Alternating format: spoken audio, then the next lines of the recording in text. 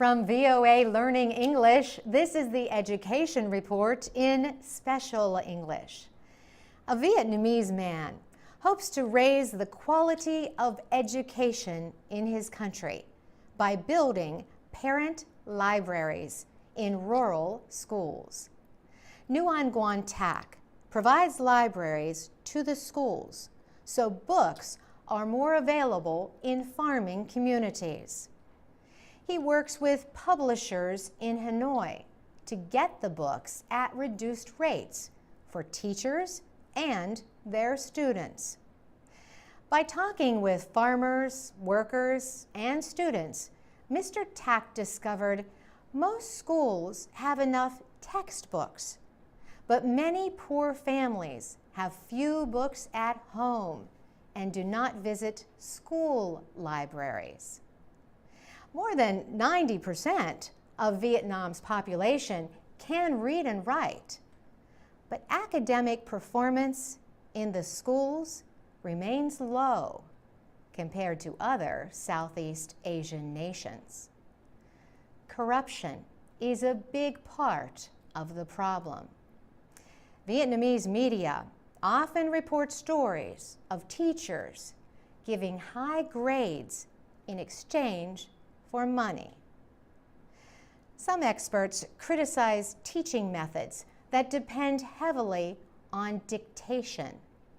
They say asking students to repeat everything a teacher says to the class harms their ability to think for themselves. Nguyen Nguyen Thach says he wants people to invest money in books for a better future. To date, almost 1,000 parent libraries have been built in Tay Ben province. Hundreds of books are in each one. Several other provinces have copied this model. For each school, Mr. Thach helps build libraries for up to 4 classes. Others then follow his example. The head of the An Duc Secondary School says Mr. Thach's work has improved the quality of education. She thinks Mr. Thach's example helps students think more creatively, or, to put it in an American expression, outside the box.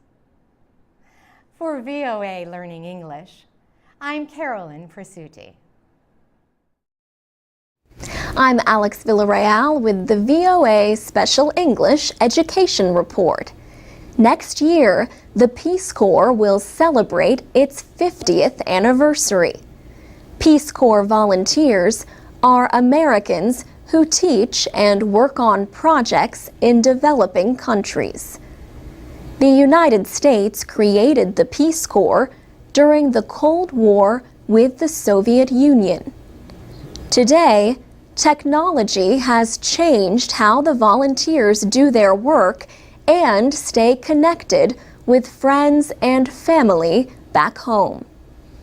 In the early 1980s, Gordy Mengel served in Zaire, now the Democratic Republic of Congo. Letters from home would take weeks or months. As a result, he socialized more with people in the local community. He lost contact with friends and family back in the States. Today, Gordy Mengel is a Peace Corps programming and training officer in Rwanda. He says these days are different because of the internet and cell phone service. When volunteers go back to their homes in villages, they can get on Skype, or they give a quick call to mom and dad back at home. Sonia Morhanj is one of about 100 Peace Corps volunteers in Rwanda.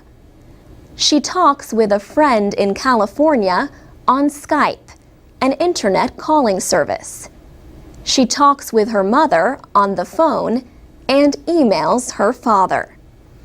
She says, I can't imagine having been a Peace Corps volunteer in the 70s or the 80s or even the early 90s. I'm just so used to everyone having a cell phone that works internationally.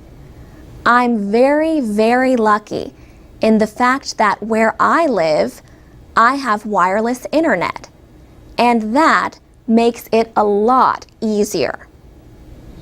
Peace Corps volunteers receive a living allowance and other benefits in return for 27 months of training and service. John Reddy is the country director in Rwanda. He says fairly easy access to the internet means that volunteers can do more than just call home. They can research subjects to help their communities. And through the Peace Corps Partnership Program, they can get donations online for their projects. But John Reddy admits he sometimes misses the old days, before the internet and good phone service. He says volunteers had more independence then. You can comment on this story and find other education reports online at VOA Special English.com.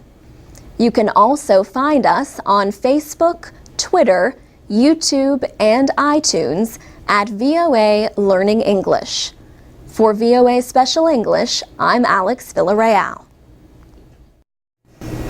I'm Alex Villarreal with the VOA Special English Education Report.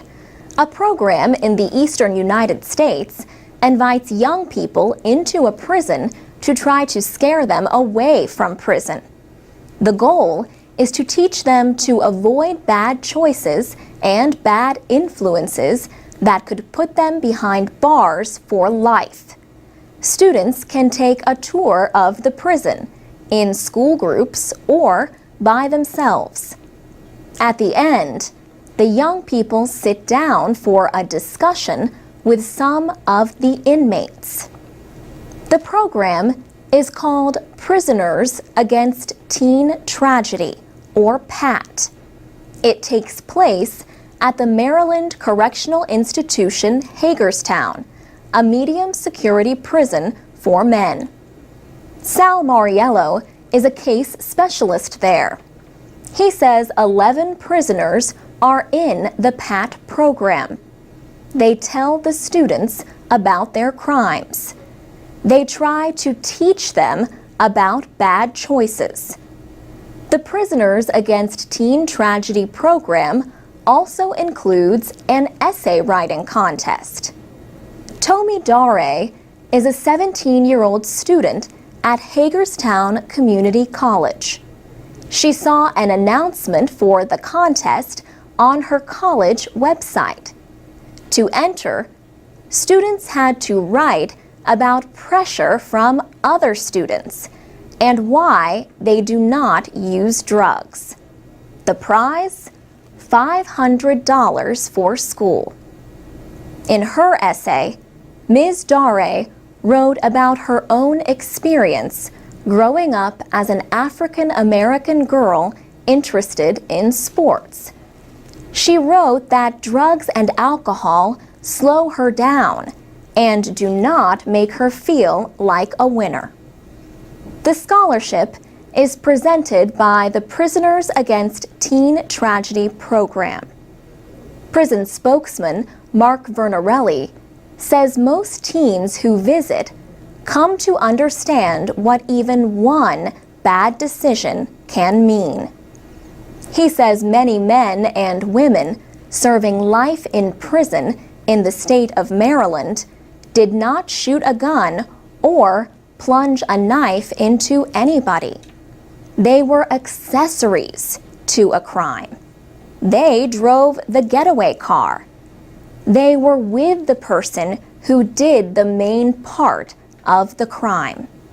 And yet, they got the life sentence as well. Prisoners Against Teen Tragedy began in 1988.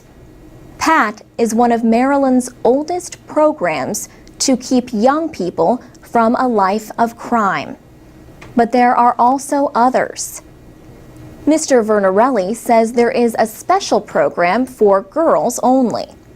And there is a program where the students eat a meal in the prison cafeteria with the inmates. Mark Vernarelli says the prisoners also gain from the program. It offers them a chance to help repay society for their crimes and keep others from following in their footsteps. For VOA Special English, I'm Alex Villarreal.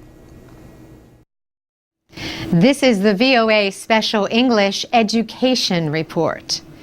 826 is the name of a nonprofit organization that works to help students become better writers by thinking creatively. 826 is also the address of the first center where this literary arts program began in 2002. Author Dave Edgars and educator Nineveh Caligari started the program in California at 826 Valencia Street in San Francisco. It now serves 30,000 students through writing and tutoring centers in 8 American cities. At the front of 826 Valencia is a pirate supply store. Think of the kind of place where Captain Jack Sparrow might shop. Lee Lehman is the executive director. She says the idea of entering through a pirate store is meant to get students not to think of the place as a school or tutoring center. During the day, teachers bring classes on field trips, and volunteers help with writing projects. After school, students come for help with creative writing and their schoolwork. The center is for public school students between 6 and 18 years old. 826 Valencia is located in a mostly Latino neighborhood. Ms. Lehman says many of the children are from poor immigrant families. Each 826 center has a different theme, from the pirate store in San Francisco to a store for spies in Chicago. The National Chief Executive, Gerald Richards, says budget cuts in public schools mean less money for arts education. And as that goes away, he says, so does the ability for students to use their imagination. I think there is much more of a focus on science, technology, engineering, and math. There's a lot of focus on testing, and a lot of the teaching that's going on in schools is focusing on the test and passing the test, rather than thinking about how do we get kids to think. Lee Lehman says 826 builds confidence. Students can publish and sell their work at places like the Pirate Supply Store and on the internet. In 2010, the programs across the country published 944 volumes of student writing. Ms. Lehman says students are proud when their writing gets published. One of the students in San Francisco, Sofia Marquez, says, I get to use my imagination. That's why I like writing. You can watch another video about the program in San Francisco at voaspecialenglish.com. You can also find texts, MP3s, and activities to read, listen, and learn English. For VOA Special English, I'm Carolyn Presutti.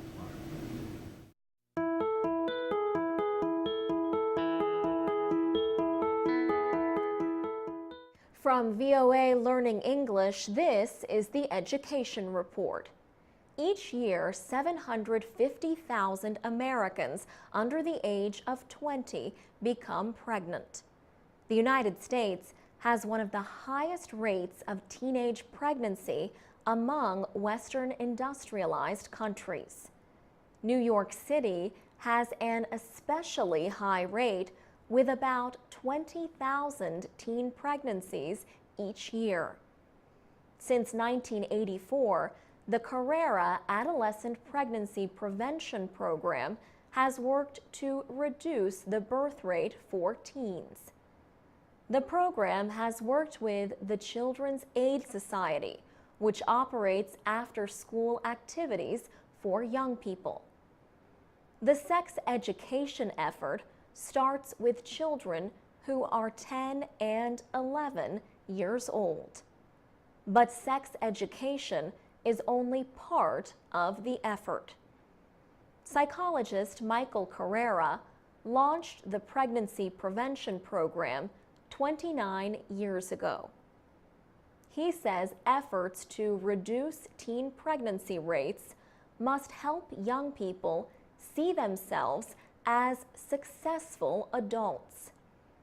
He says success is more likely when young people believe that good things are going to happen in their lives. Then they take steps to reduce the risk of teen pregnancy on their own.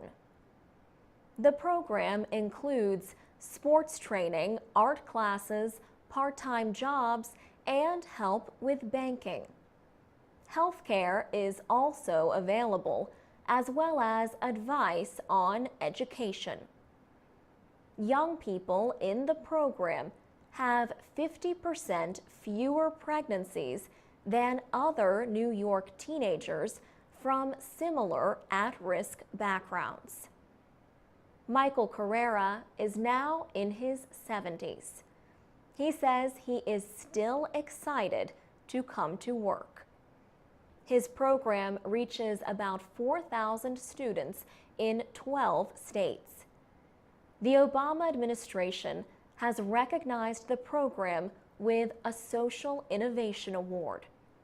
In 2010, the administration ordered that federal money for sex education only go to programs that are proven to be effective.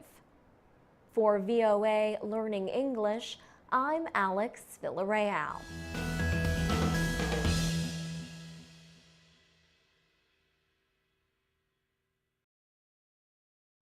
From VOA Learning English, this is the Education Report in Special English. A new report says more and more international students are attending colleges and universities in the United States. It also notes a large increase in the number of students from China. These findings are from the latest edition of the Open Doors Report. It is a joint project of the State Department and the Institute of International Education, a nonprofit educational and training organization. The report documents the record number of international students in the United States during the 2011-2012 school year. It says more than 764,000 international students are attending American colleges and universities during the period, a 6% increase from the year before.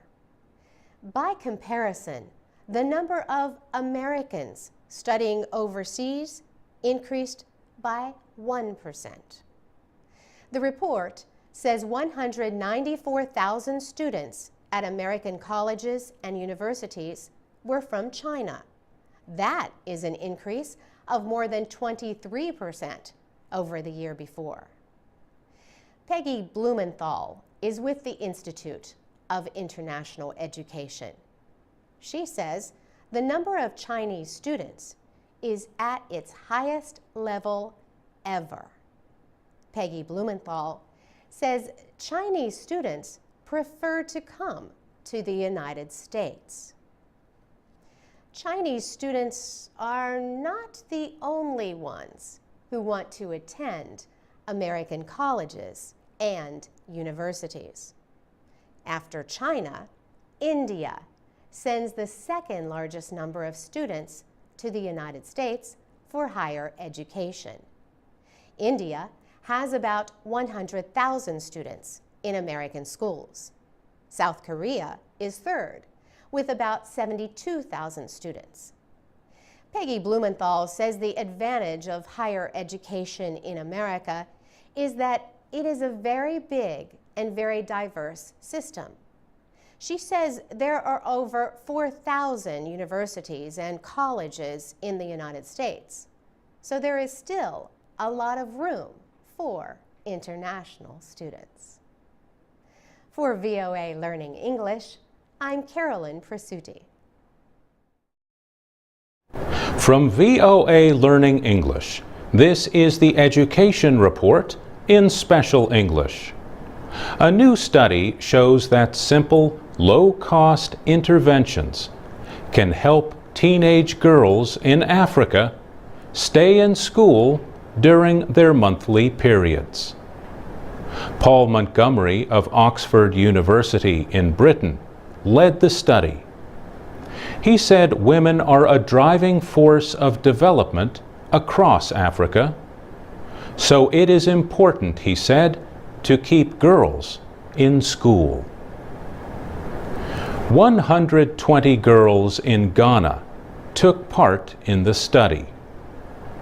Their average age was 16. They attended 3 secondary schools in urban areas and 1 in a rural area. In the study, girls at 2 of the schools received free sanitary pads and lessons on puberty. Their attendance increased by an average of 6 days during a 65-day school term. The puberty lessons included information about personal care during menstruation.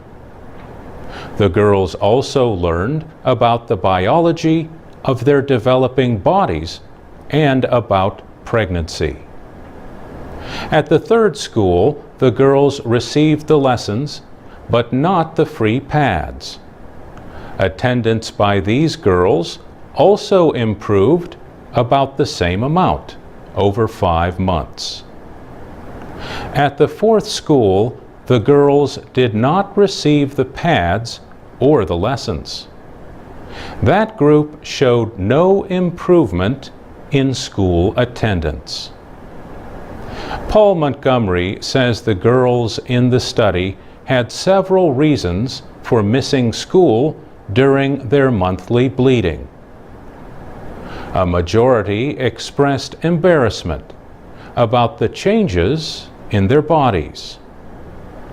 Paul Montgomery says the interventions might not only keep girls from missing school, but also reduce teen pregnancies. The Public Library of Science published the study in its journal PLOS One. A larger study is taking place in Uganda until 2015. For VOA Learning English, I'm Mario Ritter. I'm Alex Villarreal with the VOA Special English Education Report. Today, we remember a man who was considered one of the best teachers in the United States. Jaime Alfonso Escalante was born in 1930 in La Paz, Bolivia. Both his parents were teachers. He taught math and science in his home country for 12 years. In the 1960s, Jaime Escalante and his wife Fabiola came to the United States. During the next several years, he learned to speak English and repeated his college education and teacher training. In 1974, Mr. Escalante was hired at Garfield High School to teach mathematics. The school was in a poor area of Los Angeles, California. Many of the students had serious problems with illegal drugs, gangs, and violence.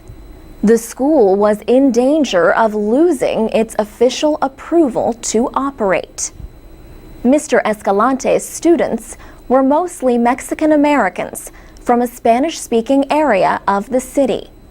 Many were the worst students at the school and thought to be unteachable. But Mr. Escalante pushed the group to work hard. He told them basic math was too easy and that they had the ability to do harder work. He told his students that he believed in them, but they must have the desire to be successful. Jaime Escalante started an advanced math program with a small group of students. Advanced placement is a program of college-level classes and tests. In 1982, 18 of his students took the advanced placement test in calculus. They all passed. Officials at the testing company suspected the students of cheating. Mr. Escalante protested. He said the students were being rejected because they were Hispanic and from a poor school. He urged his students to take the test again. 12 of the students repeated the test, and again, all of them passed. 5 earned top scores. Mr. Escalante's students went on to become engineers, scientists, and university professors. The advanced math program at Garfield became extremely successful over the next several years. Jaime Escalante received many teaching awards, including the Presidential Medal of Excellence in Education. A movie about his success, Stand and Deliver, was released in 1988. It influenced other teachers to use his methods. Jaime Escalante retired from teaching in 1998 and later moved back to Bolivia with his wife.